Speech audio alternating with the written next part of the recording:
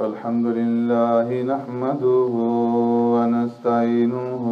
ونستغفره ونؤمن به ونتوكل عليه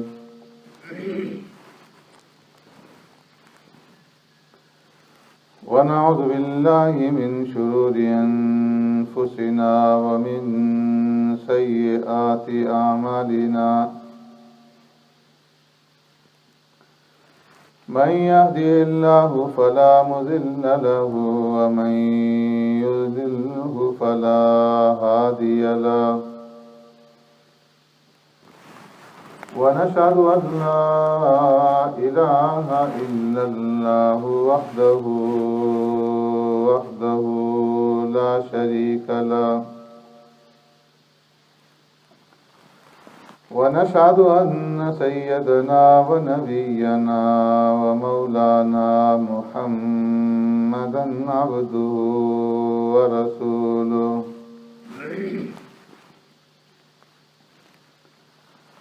أرسله الله إلى كافة للناس بشيرا ونذيرا وداعيا إلى الله بإذنه وسراجا منيرا أما بعد فقد قال الله تبارك وتعالى في القرآن المجيد والفرقان الحميد فأعوذ بالله من الشيطان الرجيم بسم الله الرحمن الرحيم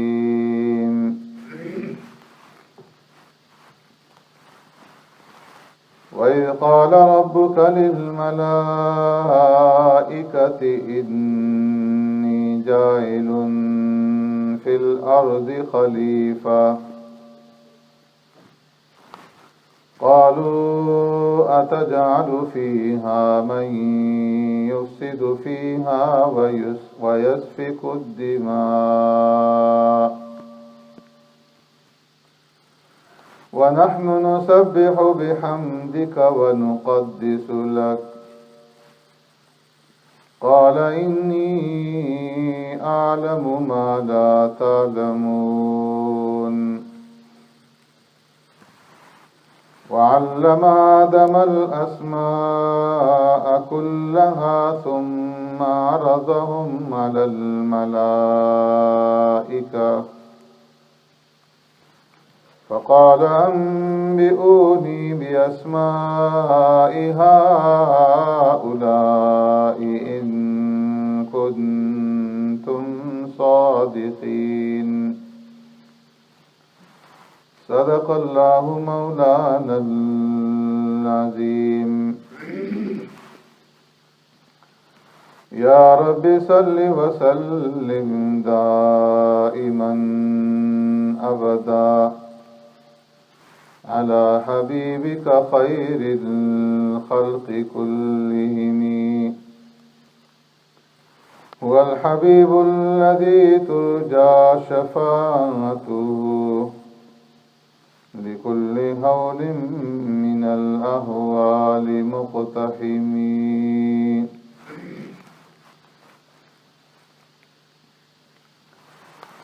وإذ قال ربك للملائكة اور یاد کیجئے اس وقت کو جب فرمایا تیرے پروردگار نے واسطے فرشتوں کے انی جاعل فی الارض خلیفہ بے شک میں بنانے والا ہوں زمین میں ایک نائب قالوا أتجعل فيها من يفسد فيها ويسفك الدماء عرض کیا انہوں نے پروردگار آدم کیا بناتے ہیں آپ اس زمین میں اسے جو فساد مچائے اس میں اور خون بہائے وَنَحْنُ نُسَبِّحُ بِحَمْدِكَ وَنُقَدِّسُ لَكَ، اور ہم تسبیح بیان کرتے ہیں آپ کی تعریفوں کے ساتھ اور پاکی بیان کرتے ہیں آپ کے لیے۔ قَالَ إِنِّي أَعْلَمُ مَا لَا تَعْلَمُونَ، فرمایا بے شک میں جانتا ہوں وہ جو تم نہیں جانتے۔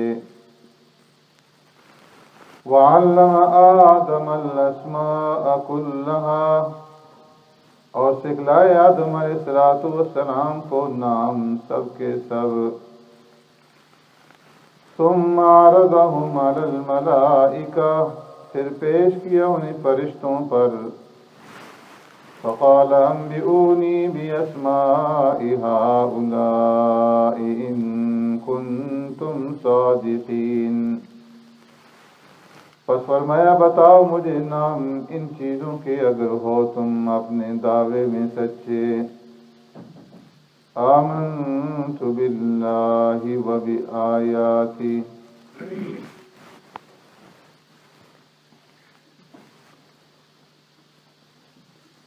میرے محترم دوستوں، بزرگوں، بھائیوں،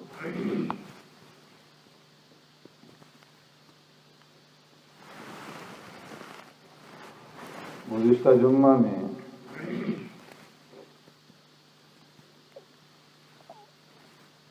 بات یہاں پر ختم ہوئی تھی کہ اللہ تبارک و تعالی نے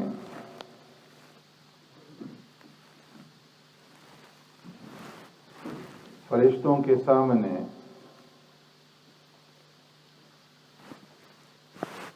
حضرت آدم علیہ السلام کی تخلیق اور پیدائش کا ذکر کیوں فرمایا؟ کہ اللہ رب العزت ان سے مشورہ لینا چاہتے تھے یا انہیں اطلاع دینا مقصود تھا یا ان کی رائے کا اظہار کروانا مقصد تھا؟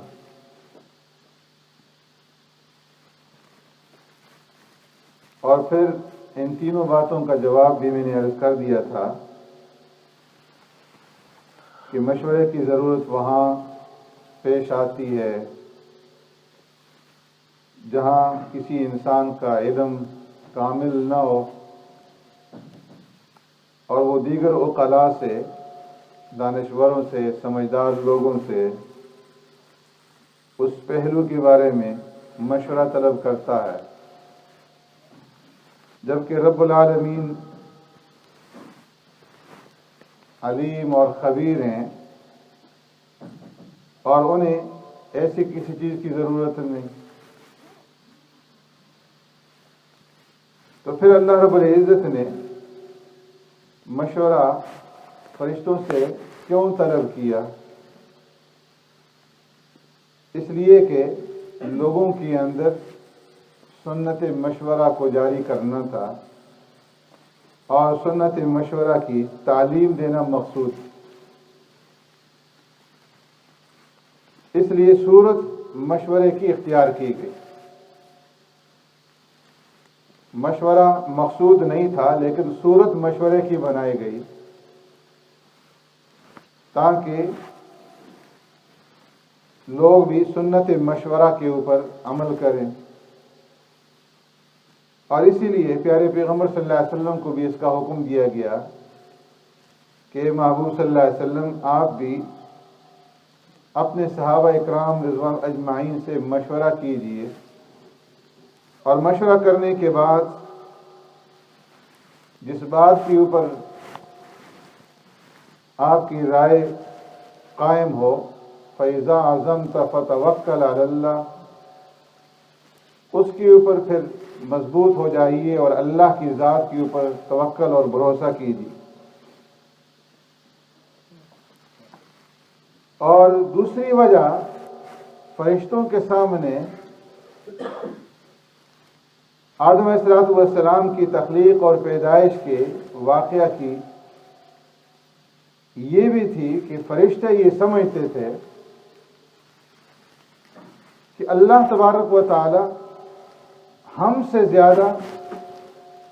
کوئی ایسی مخلوق پیدا نہیں فرمائیں گے جو ہم سے زیادہ اللہ کے نزدیک افضل ہو اور عالم.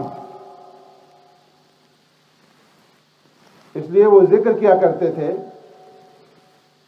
لن يخلق اللہ خلقا اکرم علیہ منا ولا اعلم، کہ اللہ تبارک و تعالیٰ کوئی ایسی مخلوق پیدا نہیں فرمائیں گے کہ جو اللہ رب العزت کی ہاں ہم سے زیادہ فضیلت والی ہو، شرافت والی ہو اور ہم سے زیادہ علم رکھنے والی. جبکہ اللہ رب العزت کے علم میں یہ بات تھی کہ اس نے ایسی مخلوق پیدا کرنی ہے کہ جو علم کے اندر اور شرافت کے اندر، فضیلت کے اندر تمام مخلوقات سے بڑھ کر کے ہو. تو اس لیے اللہ تبارک و تعالیٰ نے فرشتوں کے سامنے اس کا ذکر کیا، اے فرشتوں انی جاعل فی الارض خلیفہ، کہ میں زمین کے اندر اپنا نائب اور خلیفہ بنانے والا ہوں. تو فرشتوں نے اپنی نیازمندی کا اظہار کرتے ہوئے رب العالمین کے سامنے عرض کیا اتجعل فیہا من یفسد فیہا ویسفک الدماء، اے میرے پروردگار آپ زمین کے اندر ایسی مخلوق کو اپنی نیابت اور خلافت عطا فرمانے جا رہے ہیں کہ جو زمین کے اندر فساد مچائے گی اور ایک دوسرے کا ناحق خون بہائے گی. وَنَحْنُ نُسَبِّحُ بِحَمْدِكَ وَنُقَدِّسُ لَكَ، پروردگار آپ کو ایسی مخلوق پیدا کرنے کی کیا ضرورت ہے جبکہ ہم اس فریضے کو پورا کرنے کے لیے تیار ہیں. ہم آپ کی فرما برداری کرنے والے، آپ کی حمد و ثنا بیان کرنے والے، آپ کی بزرگی اور عظمت کو ذکر کرنے والے، آپ کی تقدیس کرنے والے. اب فرمایا حضرات مفسرین نے کہ فرشتوں کا یہ کہنا کہ اللہ آپ ایسی مخلوق کیوں پیدا کر رہے ہیں، یہ بطور اعتراض کے نہیں، اس لیے کہ اللہ کے سامنے اعتراض کرنا یہ کفر، اور فرشتے معصوم ہیں کسی ایسی بات سے کہ وہ اللہ کی نافرمانی کریں. جبکہ اللہ رب العزت نے خود فرشتوں کے بارے میں فرمایا لا يسبقونہ بالقول وهم بامرہ یعملون، کہ اللہ رب العزت کی اجازت کے بغیر وہ اپنے لب نہیں ہلاتے، کوئی بات زبان سے نہیں نکالتے، اور جو رب العالمین کی طرف سے حکم ہوتا ہے اسے وہ پورا کرتے ہیں. لا یعصون اللہ ما امرہم وَيَفْعَلُونَ مَا يُؤْمَرُونَ، وہ اللہ رب العزت کے کسی امر میں، کسی حکم میں اس کی نافرمانی نہیں کرتے، اور جو اللہ کی طرف سے حکم دیا جاتا ہے اس حکم کو وہ پورا کرتے ہیں. تو اس لیے فرمایا کہ فرشتوں کا یہ کہنا اعتراض کے طور پر نہیں تھا، بلکہ فرشتے حکمت جاننا چاہتے تھے کہ اللہ جو نئی مخلوق پیدا کر رہے ہیں اس کی پیدائش کی اندر اللہ نے حکمت کیا رکھی ہے کہ جب ایک فرمانبردار مخلوق موجود ہے اور اس فرمانبردار مخلوق کی موجودگی میں ایک نافرمان مخلوق کو پیدا کیا جائے. اب سوال یہ پیدا ہوتا ہے کہ فرشتوں کو یہ کیسے معلوم ہوا کہ یہ انسان پیدا ہونے کے بعد زمین کے اندر فساد مچائے گا اور خون ریزی کرے گا؟ کیا انہیں غیب کا علم تھا؟ فرمایا یہ بات نہیں، بلکہ فرشتوں نے اس سے پہلے دیکھا تھا کہ اس زمین کے اندر جنات آباد تھے، اور جس طرح میں نے عرض کیا تھا کہ اللہ نے پہلے آسمان کے فرشتوں کو بھیج کر ان جنات کو زمین سے مار بھگوایا پہاڑوں کی طرف اور سمندری جزیروں کی طرف، کہ جو اس زمین کے اندر فتنہ اور فساد مچائے ہوئے تھے، خونریزی کر رہے تھے، تو انہوں نے یہ سمجھا کہ زمین کے اندر خاصیت ہی ایسی ہے کہ جو اس کے اندر خلیفہ بنے گا تو وہ فساد کرے گا اور خونریزی کرے گا۔ بعض رات نے فرمایا کہ لفظ خلیفہ سے انہوں نے یہ سمجھا کہ اللہ رب العزت زمین میں اپنا نائب اور خلیفہ بنا رہے ہیں، اور خلافت کی ضرورت وہاں ہوتی ہے جہاں فساد ہو اور اس کی اصلاح مقصود ہو۔ تو معلوم یہ ہوتا ہے کہ جو مخلوق پیدا ہوگی وہ فساد کرے گی، تبھی تو اصلاح کی ضرورت ہوگی۔ اور بعض رات نے فرمایا کہ اللہ نے خود فرشتوں کے سامنے اس کا ذکر کیا تھا۔ فرشتوں نے اللہ سے پوچھا کہ اے اللہ، جب جس مخلوق کو آپ اپنا نائب اور خلافت دے رہے ہیں وہ کیسی ہوگی؟ تو اللہ نے فرمایا کہ ان کے اندر یہ صفات ہوں گی اور ان کے معاملات ایسے ہوں گے کہ وہ قوت بہیمہ بھی رکھیں گی، قوت غضبیہ بھی ان کے اندر موجود ہوگی، شہوانی قوت بھی ہوگی، عقلی قوت بھی موجود ہوگی، فساد بھی کریں گے، خونریزی بھی کریں گے۔ تو اس پہ فرشتوں نے عرض کیا کہ اے اللہ، پھر آپ ایسی مخلوق کو کیوں پیدا کر رہے ہیں؟ اَتَجْعَلُ فِيهَا مَن يُفْسِدُ فِيهَا وَيَسْفِكُ الدِّمَاءَ، کہ جو فساد کرے اور خونریزی کرے۔ تو نیابت اور خلافت کی جو کام ہے اس کی انجام دہی کے لیے ہم تیار ہیں، جبکہ آپ ایسی مخلوق پیدا فرما رہے ہیں کہ جن کے بارے میں آپ خود فرما رہے ہیں کہ وہ زمین کے اندر فساد بھی کریں گے، خونریزی بھی کریں گے۔ تو اللہ رب العزت نے اس کا جواب دیا، انی اعلم ما لا تعلمون، اجمالی جواب دے دیا کہ میرے فرشتوں، بے شک میں وہ جانتا ہوں جو تم نہیں جانتے۔ تمہاری نظر تو صرف ایک چیز کے اوپر ہے کہ وہ فساد کریں گے اور شہوانی اور حیوانی جو قوت ہے وہ ان کی غالب آئے گی، لیکن قوت عقلیہ جو میں نے ان کے اندر رکھی ہے وہ ایسی قوت ہے کہ اس کے ذریعے سے فرمایا کہ وہ انسان میرا قرب حاصل کرے گا اور میرا محبوب بن جائے گا۔ اس لیے فرمایا کہ اللہ تبارک و تعالی نے اس انسان کے اندر ایسی قوت رکھی ہے کہ یہ اللہ رب العزت کا سب سے زیادہ مقرب بن جاتا ہے، اللہ رب العزت کی عبادت کر کے اللہ کا سب سے زیادہ قرب حاصل کر لیتا ہے۔ اور فرمایا کہ یہ ایسی مخلوق ہوگی، انی اعلم ما لا تعلمون، کہ جن کے بارے میں تم نہیں جانتے، کہ ان میں انبیاء بھی ہوں گے اور ان میں رسول بھی ہوں گے، ان میں صدیقین بھی ہوں گے، شہید بھی ہوں گے، صلحاء ہوں گے، اتقیاء ہوں گے، علماء ہوں گے، نیکوکار ہوں گے۔ اس لیے فرمایا کہ روزانہ صبح کے وقت اور عصر کے وقت فرشتوں کی جماعت زمین کے اوپر آتی، فجر کی نماز میں اور عصر کی نماز میں، اور انہی اوقات میں واپس آسمانوں کی طرف بھی لوٹتی ہے۔ تو اللہ رب العزت باوجود جاننے کے ان سے ہی سوال کرتے ہیں، پوچھتے ہیں کہ اے میرے فرشتوں،